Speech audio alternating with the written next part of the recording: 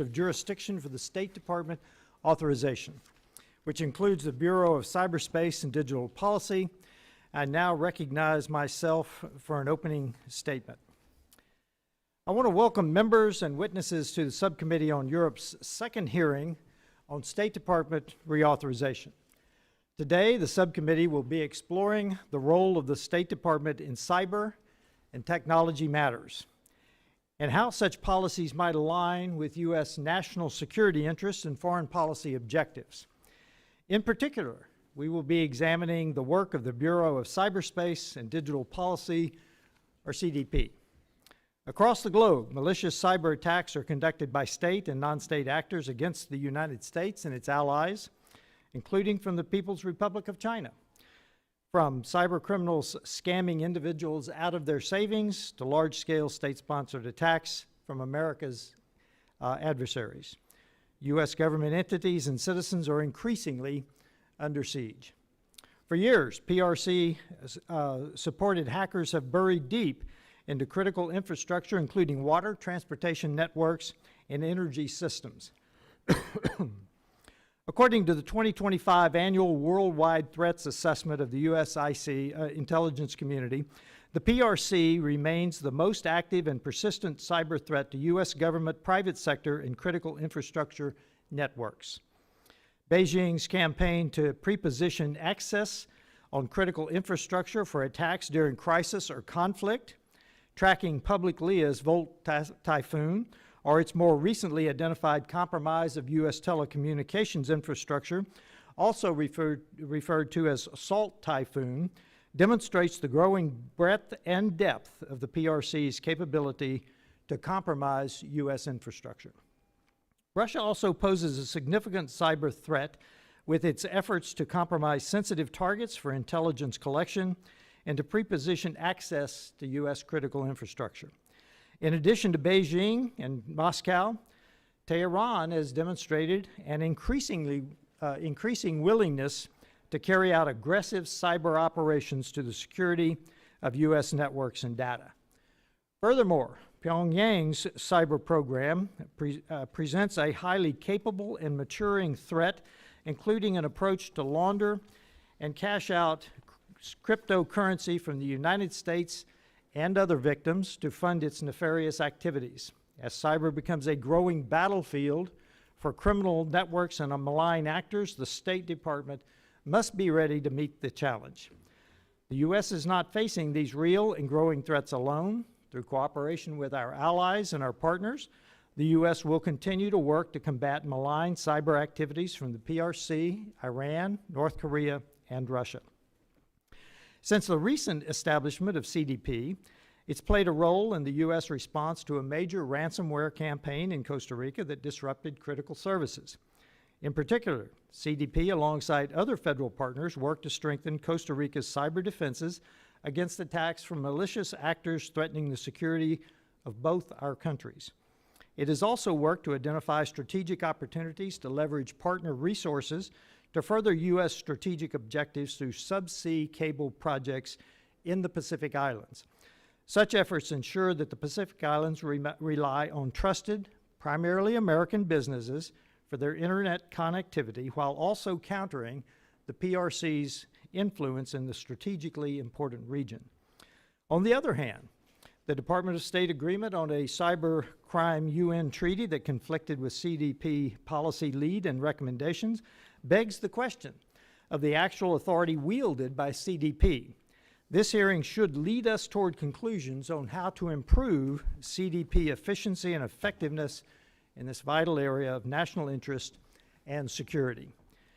As we move through this reauthorization process, the experience and insights from today's witnesses will help inform this subcommittee on the State Department's cyber diplomacy role in addressing these increasingly important challenges. I look forward to hearing your testimony and recommendations. The chair now recognizes the ranking member, the gentleman from Massachusetts, Mr. Keating, for any statement he may have. Thank you, Mr. Chairman, and to our witnesses for being here today. For years, bipartisan members of this committee have recognized the necessity for the State Department to take on the important task of cyber diplomacy. In 2021, the Biden administration announced the creation of the Bureau of Cyberspace and Digital Policy, CDP, with bipartisan support, and the Department of State Authorization Act of 2022 authorized the CDP Bureau into statute, an important step in recognizing the need for a robust and comprehensive approach to cyber diplomacy. With the CDP Bureau established in statute, it's worked in conjunction with this committee to lead the State Department's diplomatic cyberspace and cybersecurity efforts encompassing both hard security and economic policy. As our adversaries, Russia, China, Iran, and North Korea, each take different approaches to undermining U.S. actions in cyberspace, bolstering U.S. cyber capabilities through a strong CDP Bureau is more important than ever.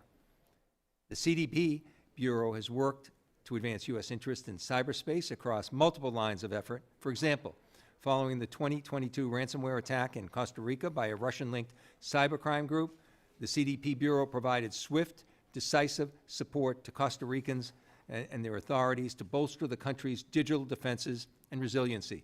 This emergency support was critical to ensure that a partner in our own hemisphere was able to effectively respond to an unprecedented attack.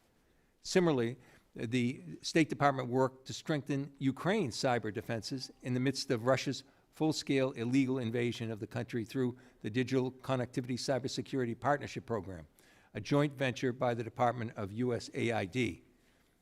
These are just a few examples of the CDP Bureau's important work to bolster our allies and partners while promoting American values and security in cyberspace.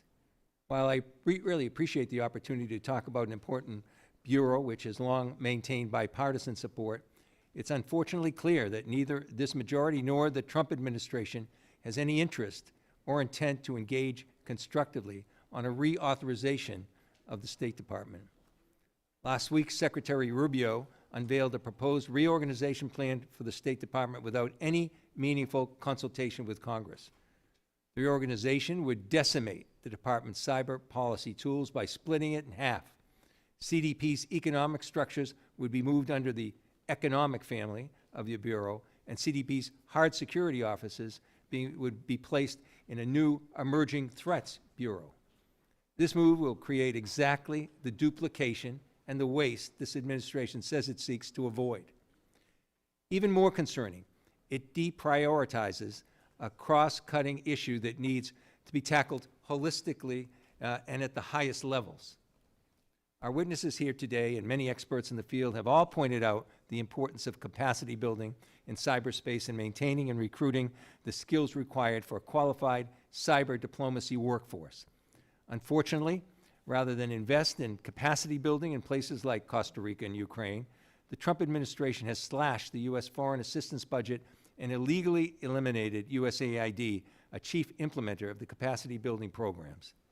At the same time, GAO and Ms. Love Grayers, they found out that nonpartisan report that while CDP is currently staffed and fully operational, it needs to train existing staff and hire more people to meet its growth plans.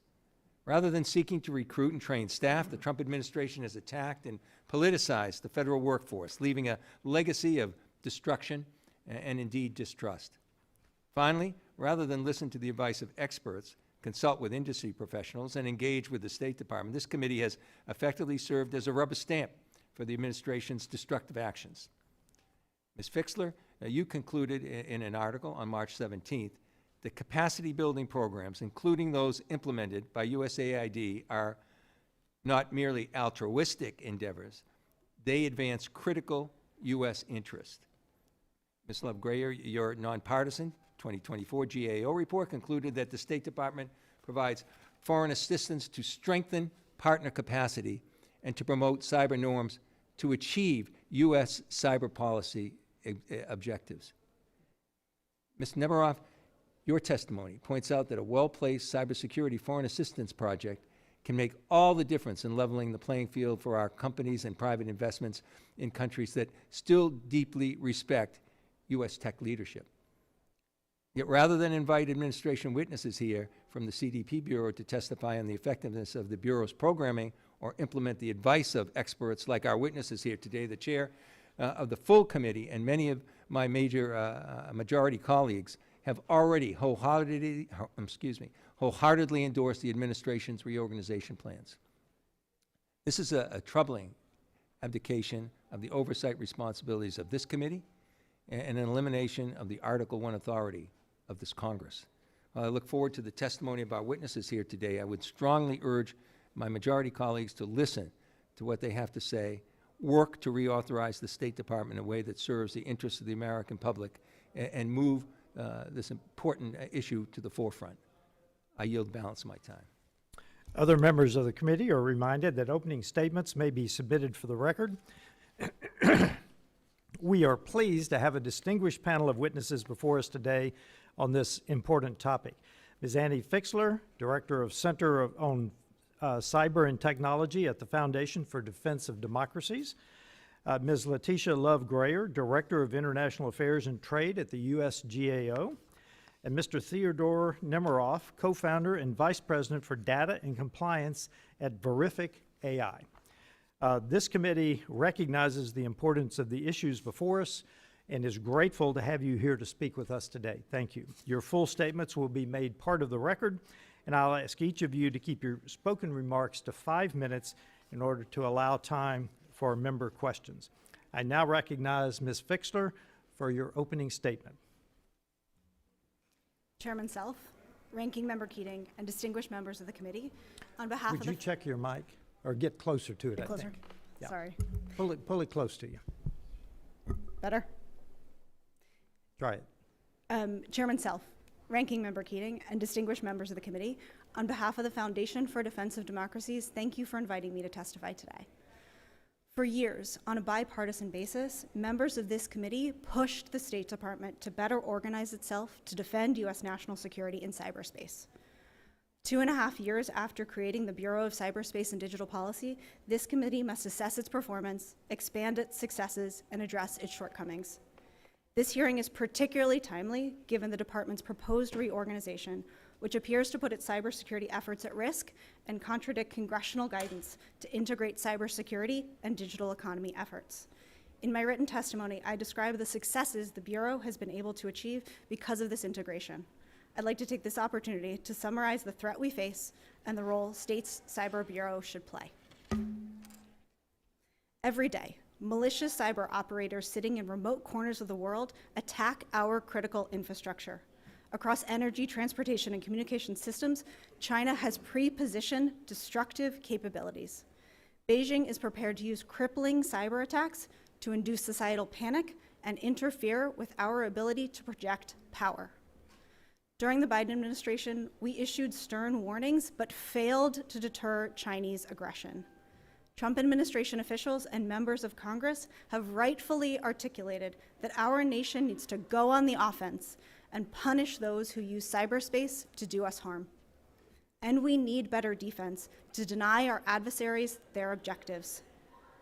The Cyber Bureau plays a critical role in both.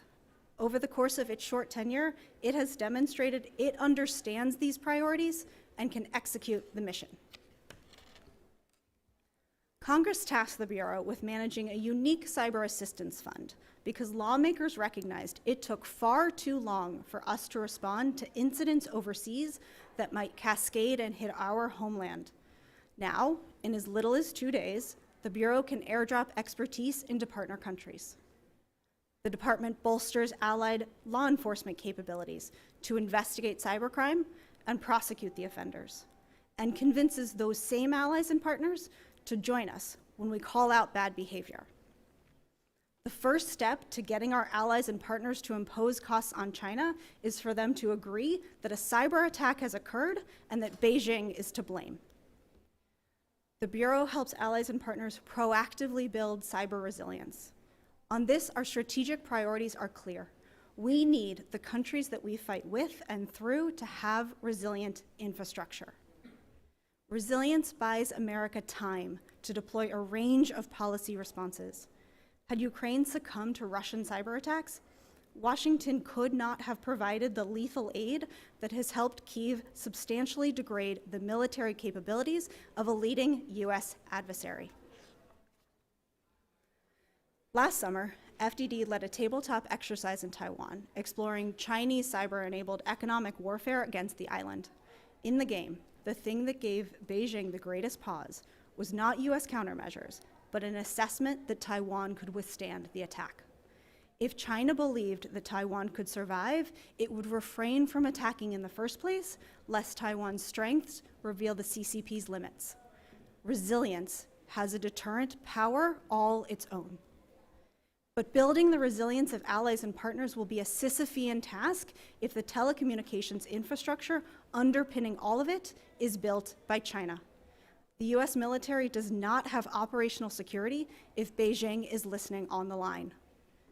In the CHIPS Act, Congress tasked and funded efforts at state to secure information communications technology. The Cyber Bureau is wisely using its portion on undersea cables in the Indo-Pacific. When Congress created the Bureau, lawmakers rightfully articulated that its head must be the principal cybersecurity policy official in the department. It also needs permanent staff billets so that the funding Congress appropriates is spent wisely and efficiently. There is a battle underway in cyberspace. Without a robust Cyber Bureau, we will not win. Thank you for inviting me to testify today. I look forward to your questions. Thank you, Ms. Fixler. I now recognize Ms. Love-Grayer for your opening statement. Welcome. Chairman Self, Ranking Member Keating, and members of the subcommittee, thank you for the opportunity to discuss our work on the Bureau of Cyberspace and Digital Policy, known as CDP. As international trade, communication, and critical infrastructure grow more dependent on cyberspace and digital technology, there's an opportunity to advance U.S. interest in this digital ecosystem, but also an increase in foreign cyber threats. Foreign governments and non-state actors are increasingly using cyberspace as a platform to target critical infrastructure and our citizens, undermine democracies and international institutions, and undercut global competition by stealing ideas when they cannot create them. These are among the reasons that GAO has identified information security as a high-risk issue. In April 2022, state established CDP to lead U.S. government's international efforts to advance our interest in cyberspace, which state defines as cyber diplomacy. Its overarching objectives included building coalitions, strengthening capacity, and reinforcing norms in cyberspace. State uses two main tools to implement this cyber diplomacy mission: diplomatic engagement and leadership in multilateral and bilateral fora, and foreign assistance that provides training and technical assistance to our international partners. Examples of diplomatic efforts include engaging with the European Union to develop shared principles in the 6G wireless network, and supporting the negotiation process of the UN Cybercrime Convention, which appropriately, if appropriately ratified, would facilitate international cooperation to combat cybercrime. As Congress considers states' reauthorization, my statement today is intended to help inform the discussion about their cyber diplomacy efforts and is based primarily on the reports that we have issued between September 2020 and January 2024 related to those efforts. States' cyber diplomacy efforts have evolved between 2011 and the present. Between 2011 and 2018, state established the Office of the Coordinator of Cyber Issues to lead global diplomatic engagement and developed an international cyberspace policy strategy document, among other efforts. In January 2019, members of Congress introduced the Cyber Diplomacy Act of 2019, which would have established a new office to lead states' international cyberspace efforts and consolidate a range of cross-cutting cyber issues. Later that year, state notified Congress of its intent to establish a bureau that was more narrowly focused on cybersecurity. In September 2020 and January 2021, we assessed states' efforts to establish the Cyber Bureau. We found that it had not involved other federal agencies that contribute to international cyber diplomacy in the development of its plans and recommended that it do so.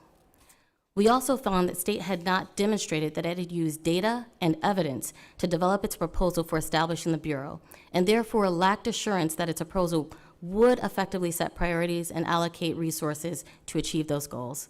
We recommended that it do so.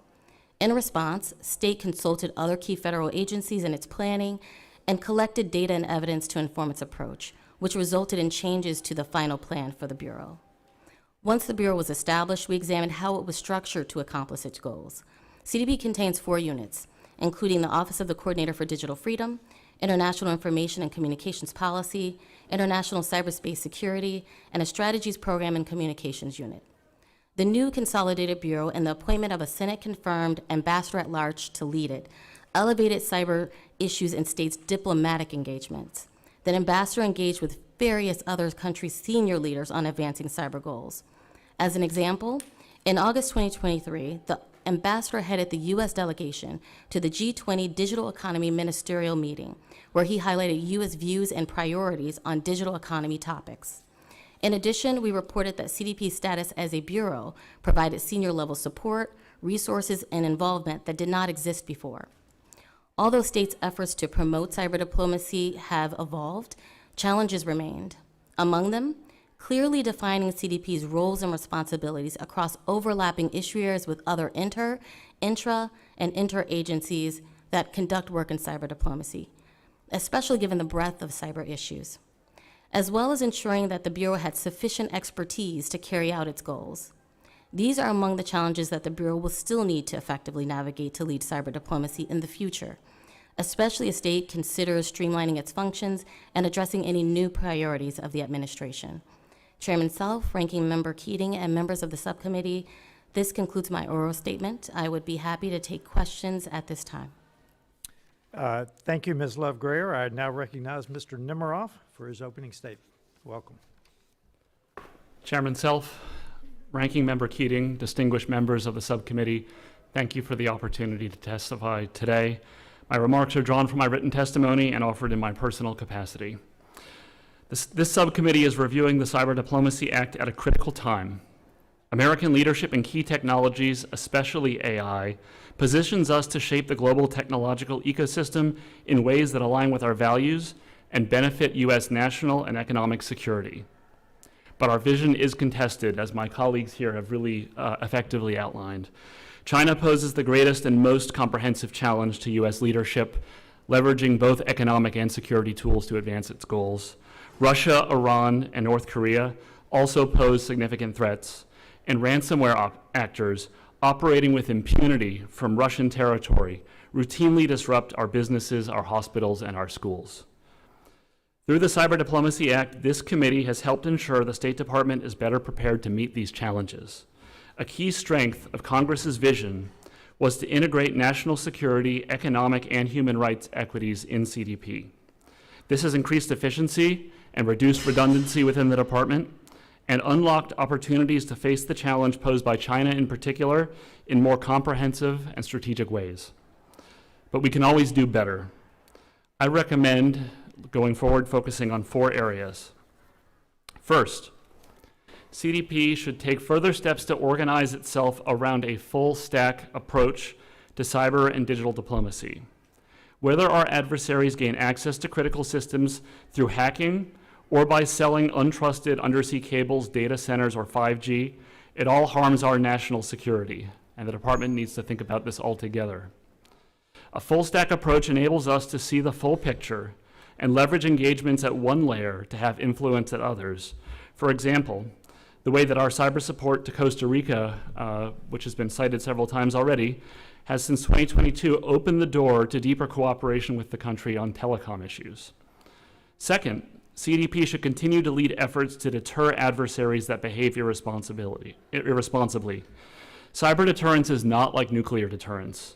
It requires a dynamic and constant effort, warning adversaries about activities we won't accept, and then swiftly, preferably with allies, responding to activities that cross our lines by imposing meaningful consequences. This effort started in the first Trump administration with coordinated international responses to incidents like Russia's 2017 NotPetya cyber attack, and it continued in the Biden administration with actions like our response to Iran's brazen 2022 cyber attack against Albania, attempting to coerce a NATO ally.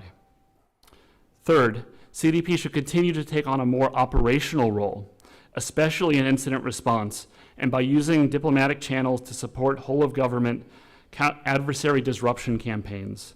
These activities fill clear gaps in interagency capabilities that I saw when I was at NSC, working on issues around Ukraine and others.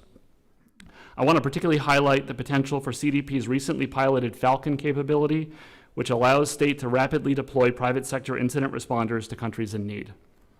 Finally, I want to emphasize the importance of foreign assistance and development finance. We are in a global tech competition with China.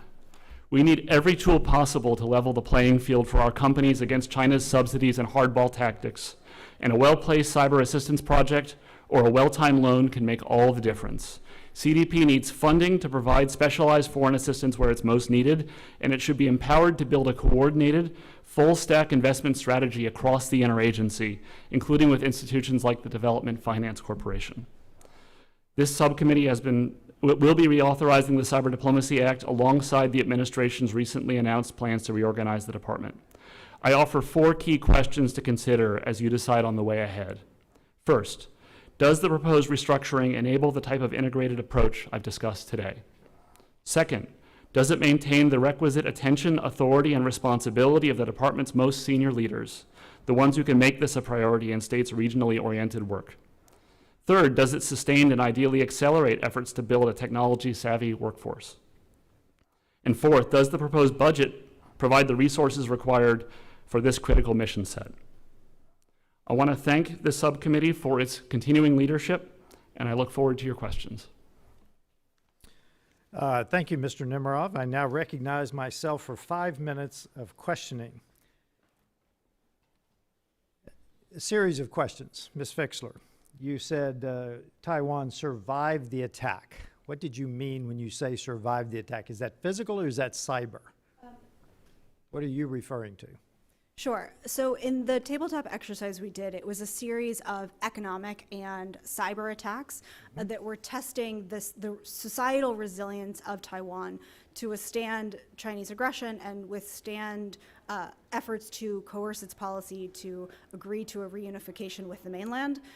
So it was a societal and cyber resilience. And if the CCP judged that Taiwan could survive the pressure campaign, it might actually refrain might from not the go attacks. kinetic. Yeah. Okay.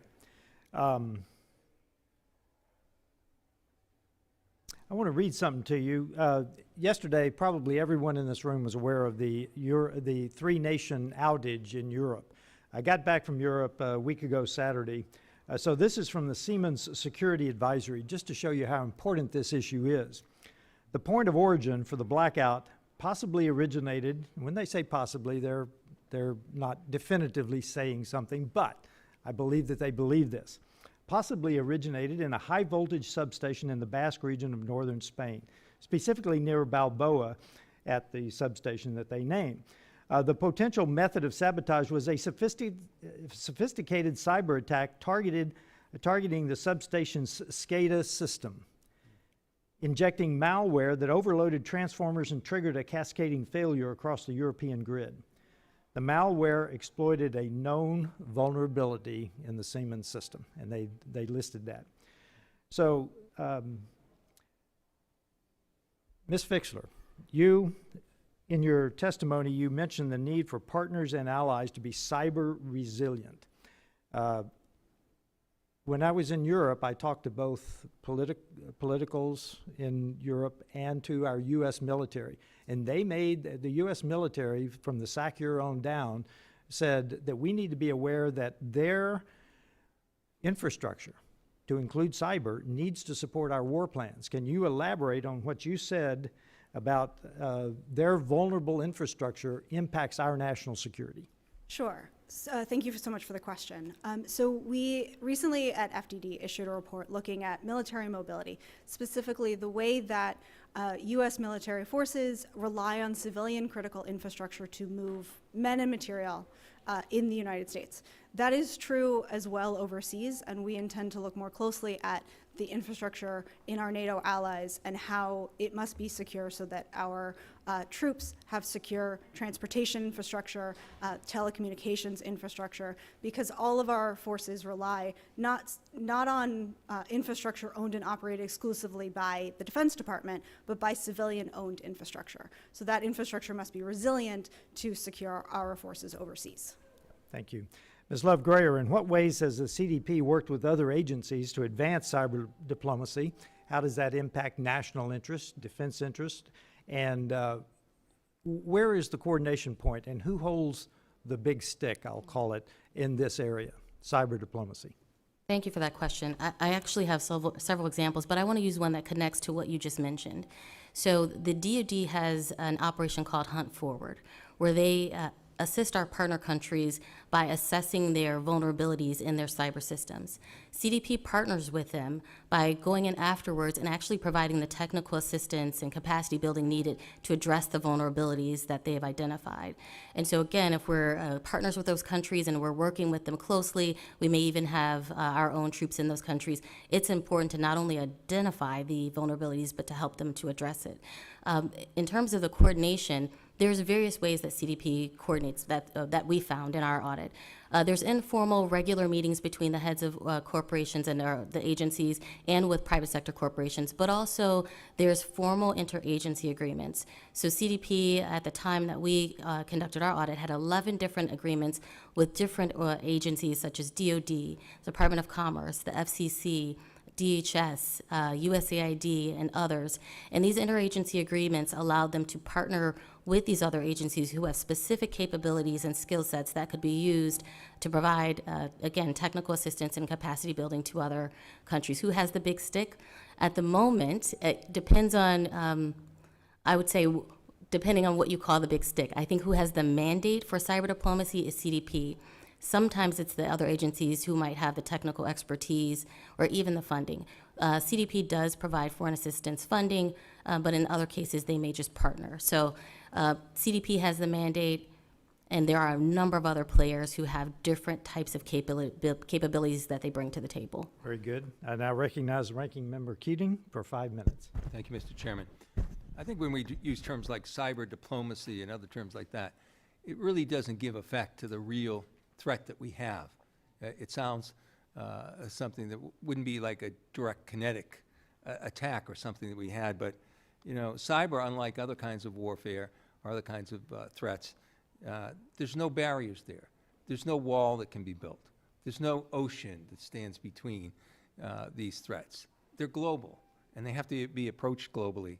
And as so, we really rely on our allies in this area, even more in some respects than we would through conventional kind of threats that we deal with. So how important is it to have us make sure we are working in these areas, making sure we're funding the cuts to USAID and the other things that could have an effect on our ability to work with our allies? Because if we're working America alone, we'll just not work when it comes to cyber. So how great a threat is that, and what should we be looking for? Mr. Nemeroff. Thank you. So I think it's a long old saying that cybersecurity is a team sport, both within the interagency and with our allies and partners. And the key thing is to be able to work with allies and partners at different levels of cyber capacity and cyber capability. So in NATO, for example, we work across the board to try to raise the level of cyber hygiene and cyber capability. And then with particular countries, particularly those that are foreign assistance eligible, foreign assistance is a fantastic lever to be able to help them help themselves. And I think that's the key piece of this. Albania is a NATO ally. Albania was targeted by Iran by a major cyber attack that I think really implicated alliance-wide issues. And having foreign assistance as a way to get them to raise their capability was an important way of achieving our policy goals and to make the alliance safer. And I think readiness is a really clear imperative here, too, because timing is so important. Ms. Fixler, you mentioned how quickly the response has to be, and that's critical to being able to deal with this, and it has to be in place ahead of time. So another question I have, in our own internal, domestic workforce that's there to support this, I'm concerned with a lot of these cuts that are going on and the effects on the workforce and the expertise that could be walking out the door here. How important is it to have a workforce that's already trained, experienced, in place? And what would happen if through reorganization or cuts that was reduced and we lost that? How much of a threat would that create? I would just say that Thank you for the question. Recruiting and retaining technical talent is a persistent problem in the federal government, across the federal government, and at least part of it is a pipeline problem. We need a lot more STEM graduates. We need a lot more folks focused and pursuing cybersecurity degrees.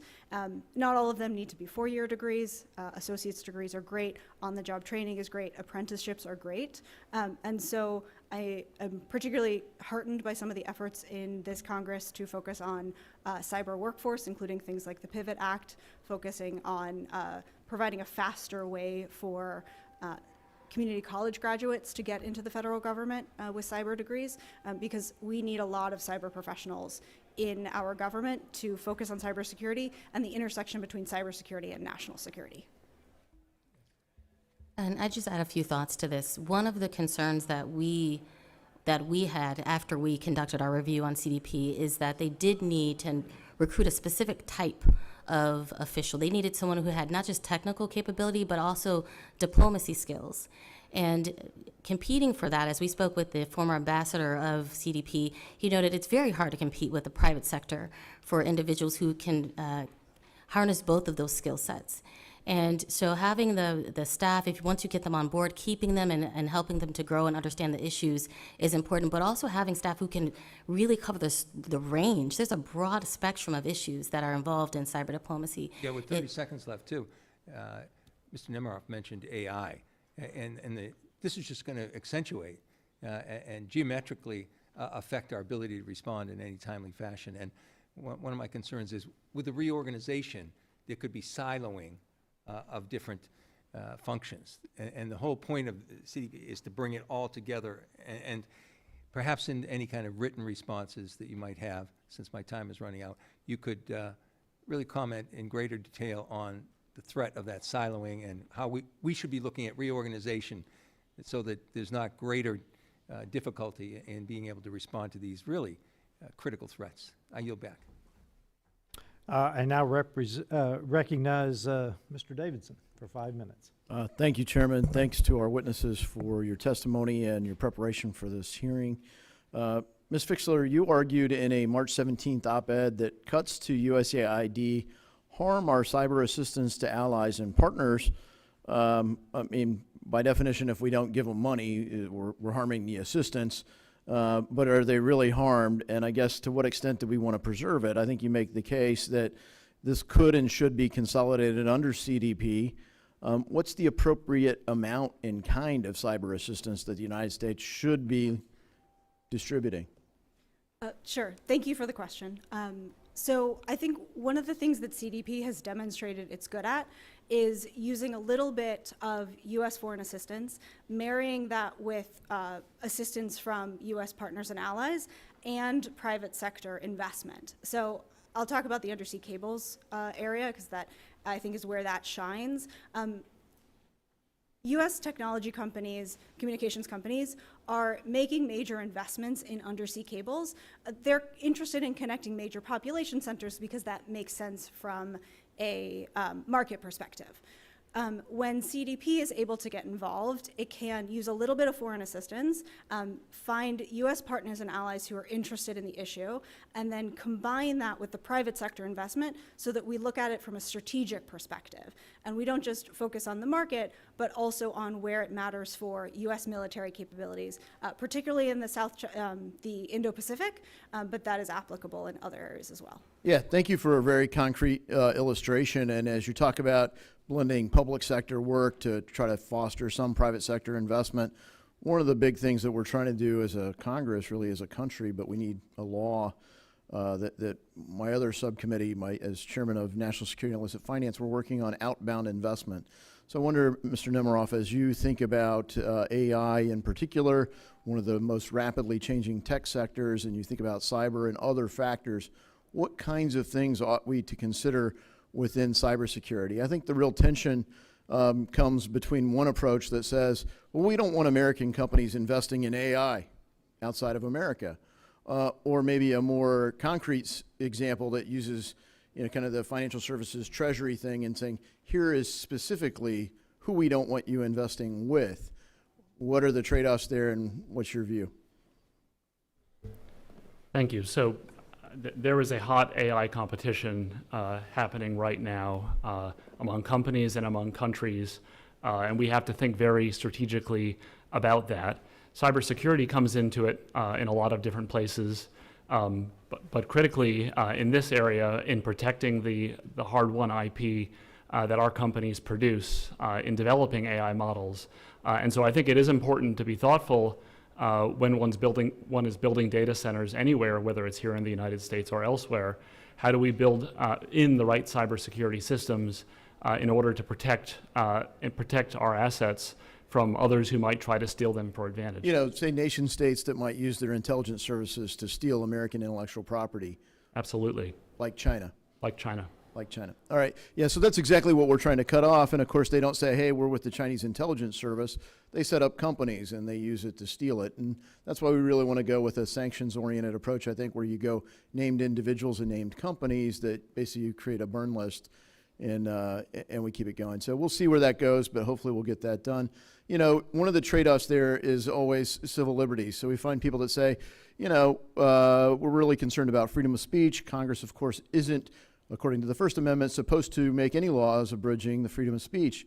What can our committee do by working with CDP? Because that was the claim that they were just combating misinformation and disinformation when CISA was, frankly, it seemed pretty Orwellian. I mean, a lot of my constituents had a lot of concerns about an American big government agency saying what an American citizen is saying is somehow foreign misinformation. How do we get that right?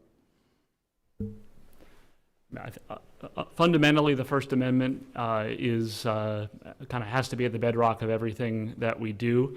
We do have a challenge that adversaries seek to use the openness of our system to exploit and disrupt or cause to advance their agenda.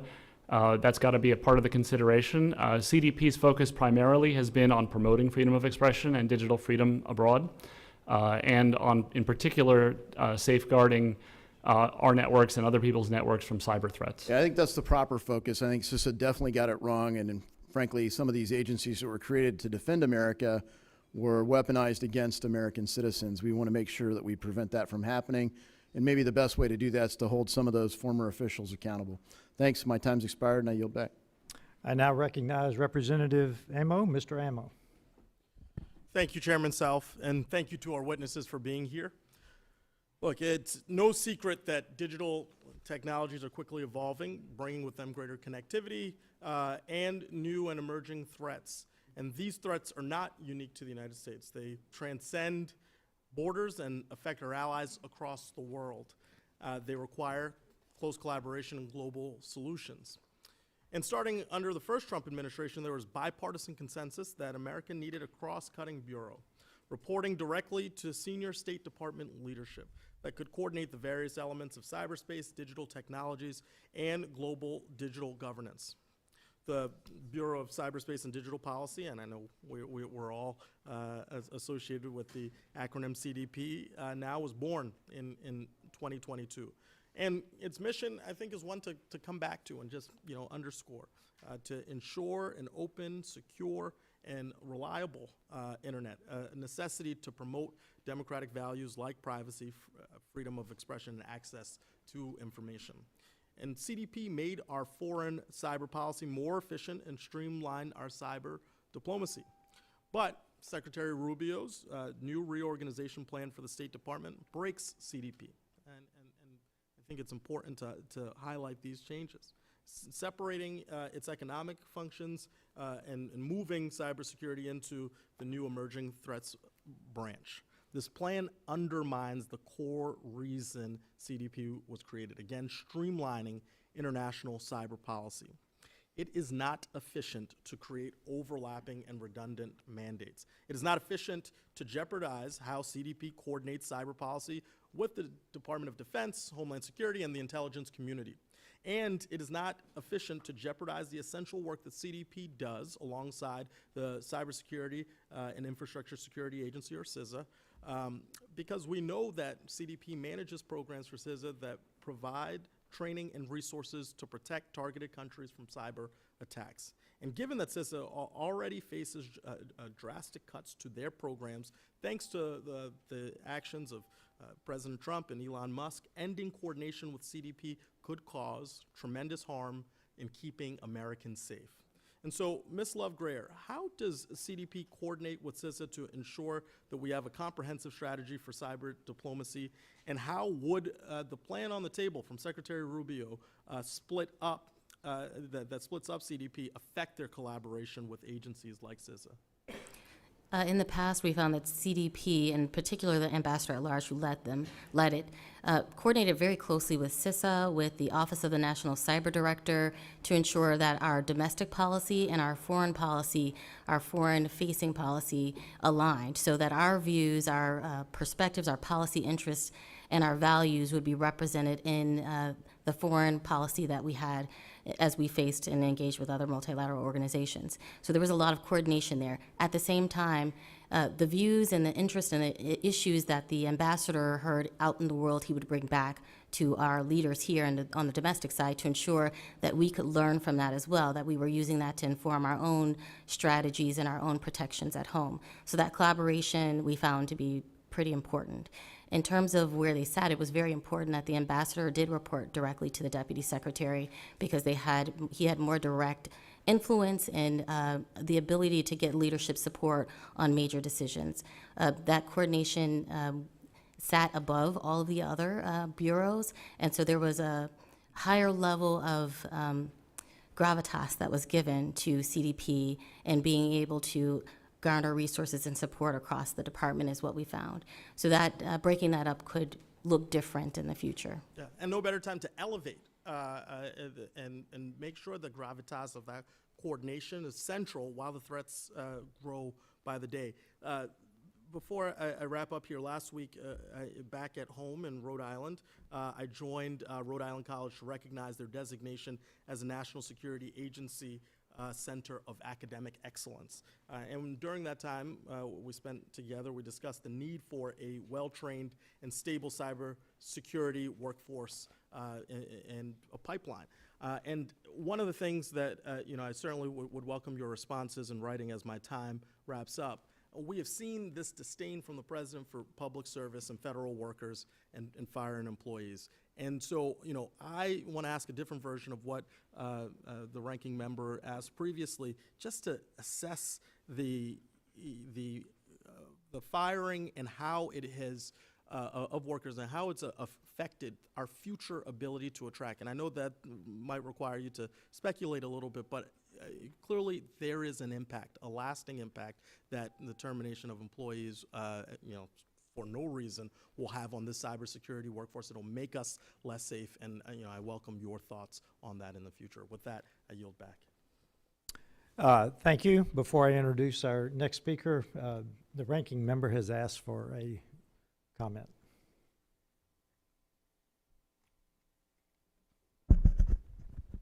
Thank you, Mr. Chairman. As you're aware, since our last hearing, we had a discussion, and you expressed that you intend to continue a manner of introduction of a member that, at a minimum, is not becoming of this committee.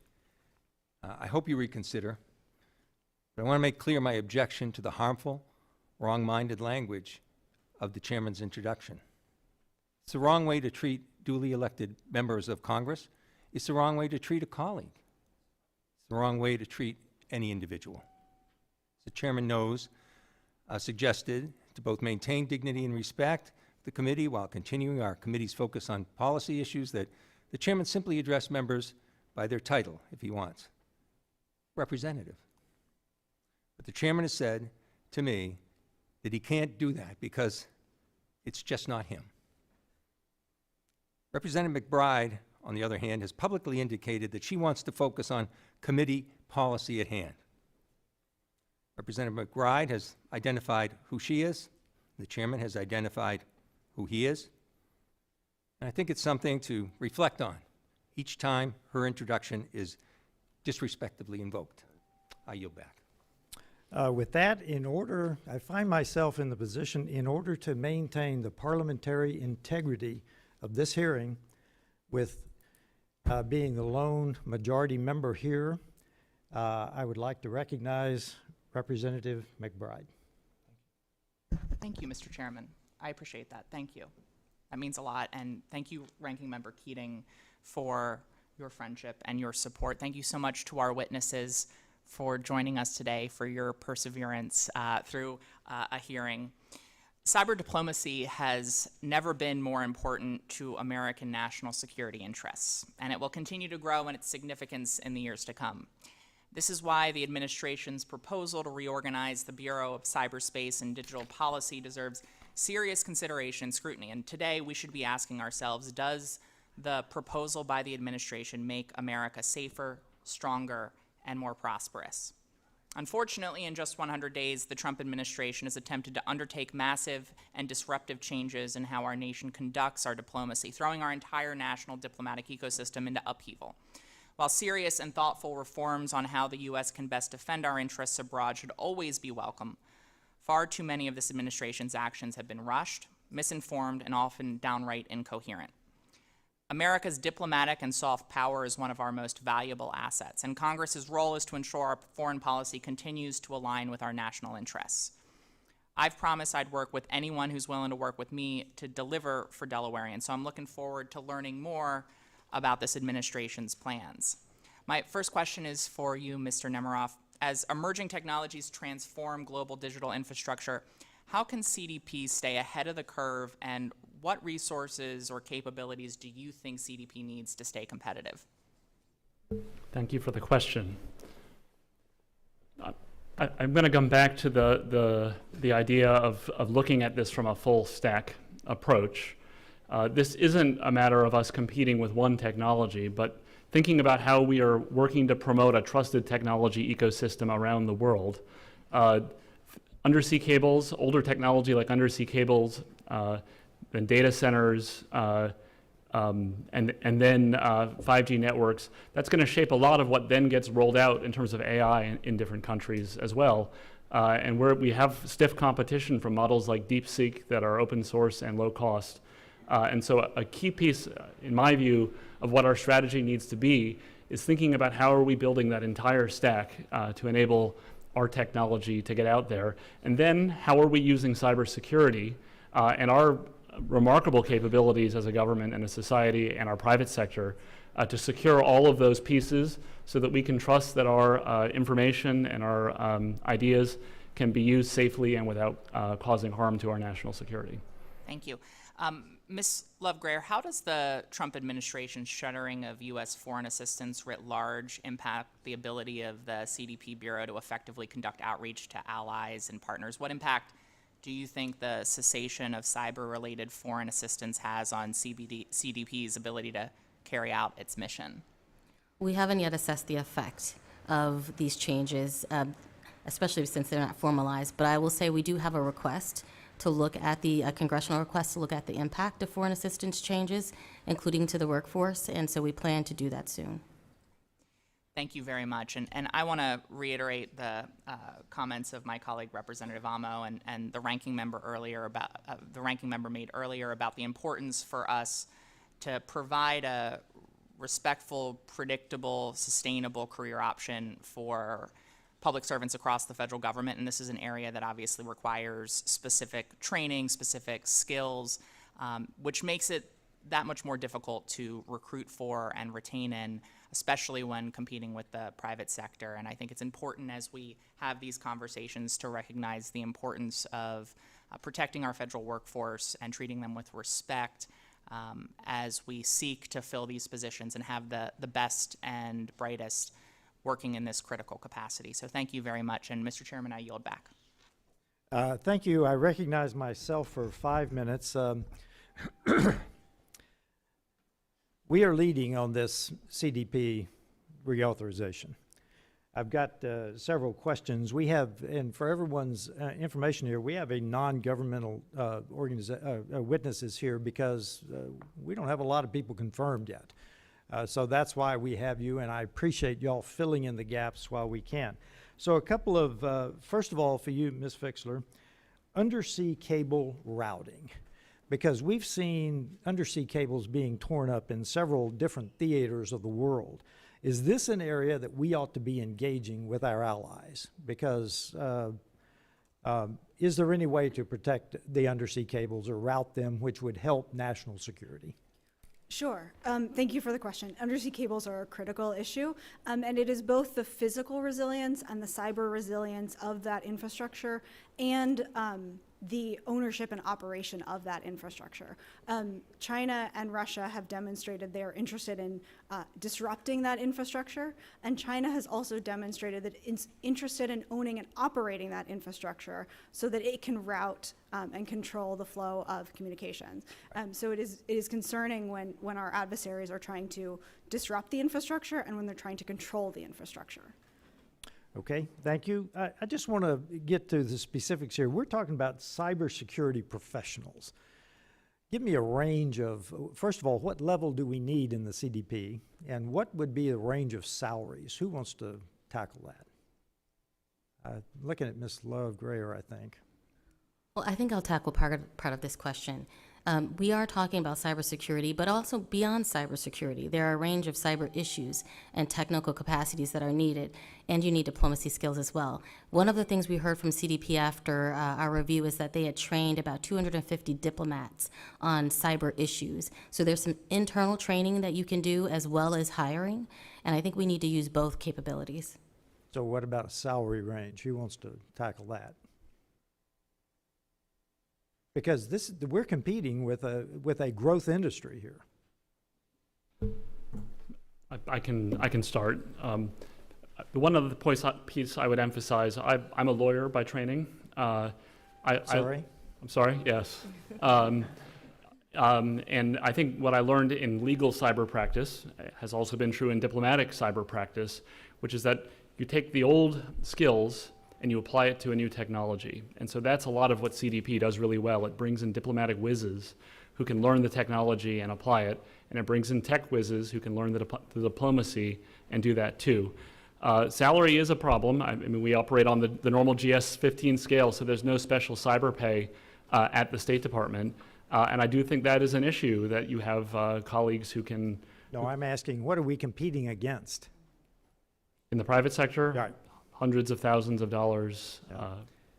Okay, I do want to get to, because several mentions have been made of the new org chart. I want to just hear briefly, I've got less than 2 minutes here. Let's go down the line. What do you recommend? I think part of it was in your written testimonies, part of it was in your verbal testimonies, but I want to hear specifically, what do you recommend for CDP in the reauthorization? Quickly. I'll jump in. I think Congress had it right when it, on a bipartisan basis, you created the Cyber Bureau and you understood the importance of the integration between the different components of the cyber mission, the cybersecurity mission, the digital economy mission, the emerging threats mission. All of those work hand in hand. And so seeing that integration remain, I think, is a wise decision Congress previously made. And so I look forward to Congress continuing to weigh in on that. But now it's directly underneath the Deputy Secretary. It's probably not going to stay under the Deputy Secretary. Yes, or maybe. I mean, it's you're going to reauthorize it. Thank you for the question, though. I think the integration of the Bureau is where I would focus. Whether that the head of that bureau needs to have the authority and cross-cutting authorities, but exactly where you position the bureau, I think may be less important than the integration of the different capabilities within the bureau. Okay, thank you. I actually really agree with this point. I think that integration is really critical, even as we interface with other governments who are structured differently. However, I do think that where it sits plays an important role as well, because depending on where it sits, it may have to compete with others for resources, and it also needs the ability to have the leader communicate with the most senior leaders at state in order to make some pretty important decisions. And so I would consider where it's placed. It also says something about what the focus is. If it's in the E Bureau versus the T Bureau, sends a signal about what the focus of the Bureau will be. Or the E family versus the T family, sends a signal. And I'm out of time, but quickly, Mr. Nemeroff. I very much agree with the point about maintaining integration. There's no perfect answer. If you're going to try to put it under E or T, I think you need to make sure that whoever it's reporting to cares about the whole mission and that senior leaders at the top of the department, the deputy secretary, are still going to be representing all the equities at deputies committee meetings and diplomatic engagements. Thank you. I recognize the ranking member. Ms. Fixler mentioned the tabletop exercise that occurred. I'm just curious, as part of that, since I'm also in the Armed Services Committee, we're boosting our undersea autonomous vehicles, and we've been doing it every year because of threats like this. Was any of that considered? I know it's not strictly cyber, but we've been talking about the integrity of undersea cables. Yeah, thank you for the question. I'm happy to provide more information about the exercise that we conducted. We have an after-action report. I'm happy to share that with the committee. The exercise looked at a number of different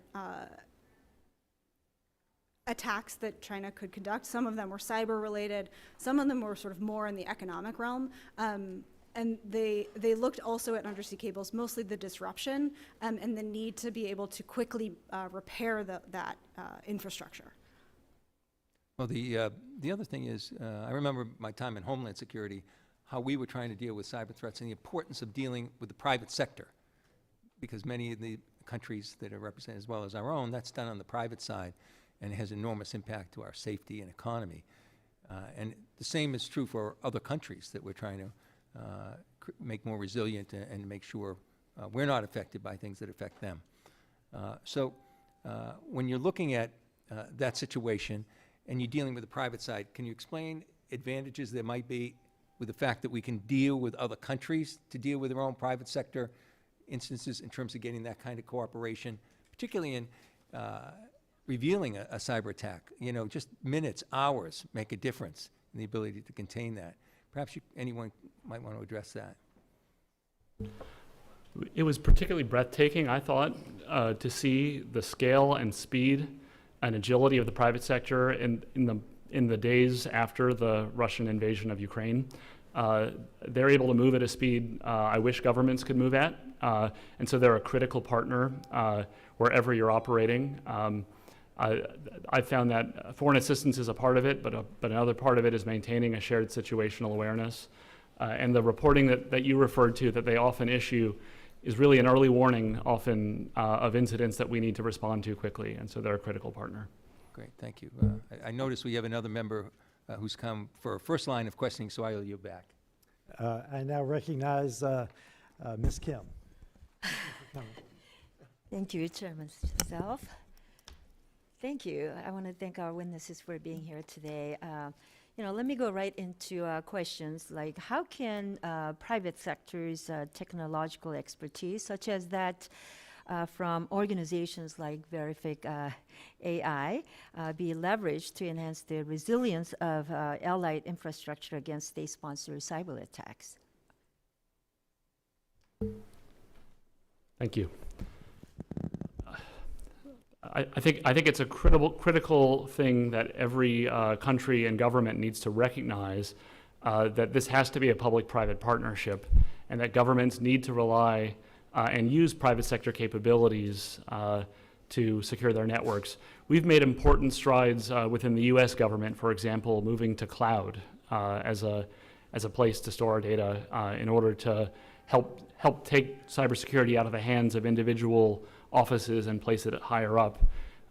We've also found that when incidents happen, private sector is often the most agile in investigating and remediating. And so it's very important as we talk to our allies and partners to make sure that they're thinking about this as a team sport as well, working with their own companies or working with capable U.S. Cybersecurity providers in order to provide these kinds of services and support. I would just add, Fixler. yeah, as well.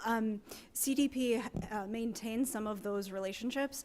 Its incident response capability, the foreign assistance funding that you all authorized to focus on rapid response and rapid deployment of resources, that is a partnership with private sector companies. It's not deploying U.S. government personnel, but it's a relationship with private sector cybersecurity incident response professionals.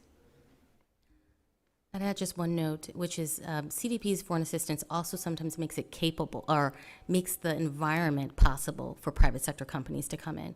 And that we saw that with Costa Rica. Because they changed their environment based on CDP assistance, Intel felt more secure in being able to go in and make a $1.2 billion investment that they probably would not have made if Costa Rica had not changed many of its cyber norms and policies as a result of its interactions and engagement with CDP.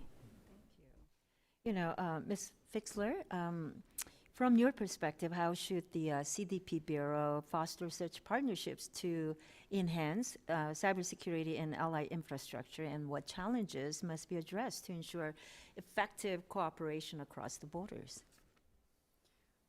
Thank you for the question. Yeah.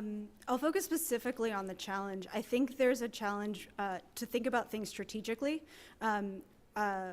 When it comes to critical infrastructure, everything is critical, but frankly, there are things that are more critical, and we need to focus on that systemically important infrastructure in our own country and abroad to think about what do we most need to protect against. So if we can think about that strategically, I think that is a challenge, but a real opportunity for us to do better.